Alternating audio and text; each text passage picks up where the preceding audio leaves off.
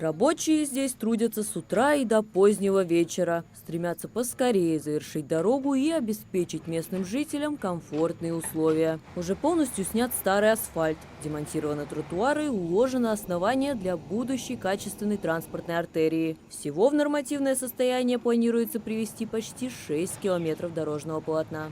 Принято решение руководства автодора для того, чтобы вода уходила по течению, по уклону, не затапливала чужих дворов.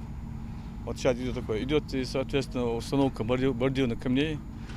Будет 2 слоя асфальта, были места провалы, чашки так называемые. А также уклон был не соответствовал тому, чтобы вода уходила. Потому что были выбоины, много. Дорога была на тройку, наверное.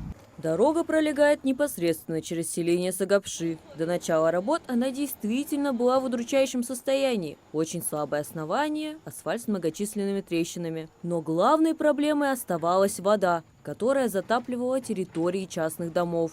Так что этот объект было крайне важно включить в список тех, которые будут отремонтированы в этом году.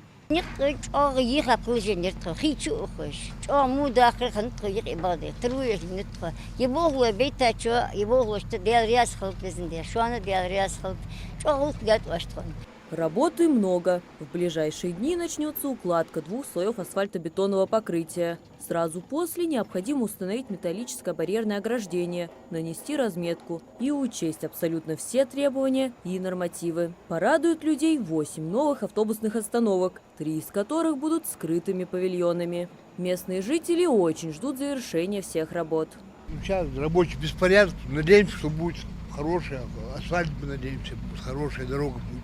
По контракту объект должен быть сдан в эксплуатацию до декабря 2025-го. Но из года в год региональный Минавтодор показывает положительные результаты, завершая работы намного раньше установленного срока. Подрядчик намерен управиться уже в течение месяца. Помимо непосредственной реконструкции, здесь появится и новый тротуар. Неподалеку находятся социальные объекты, к примеру, ФОК, куда ходят дети. Тротуар крайне важен. Безопасность будет обеспечена и за счет большего количества дорожных знаков и пешеходных переходов. Проект учитывает практически все, что важно населению. Раньше здесь было всего порядка 40 дорожных знаков, а сейчас их будет около 150. И дело в нормативах, которые с годами значительно изменились. Сейчас нормативы новые, потому что на каждом перекрестке должны быть предупреждающие знаки, запрещающие. Вот поэтому там будут пешеходные переходы, будут все, что необходимое по домопроизводственной документации, по нормативной дороге будет сделано с повышенного класса.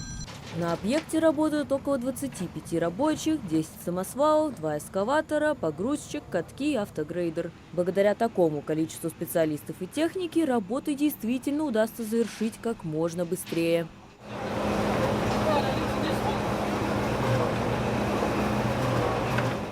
Сейчас на улице из-за техники очень шумно, но это лишь временные трудности. После завершения работ здесь появится новая качественная дорога, которая обеспечит безопасность и комфорт для местного населения. Мария Макиева, Хасан Евлоев, Магаз 24.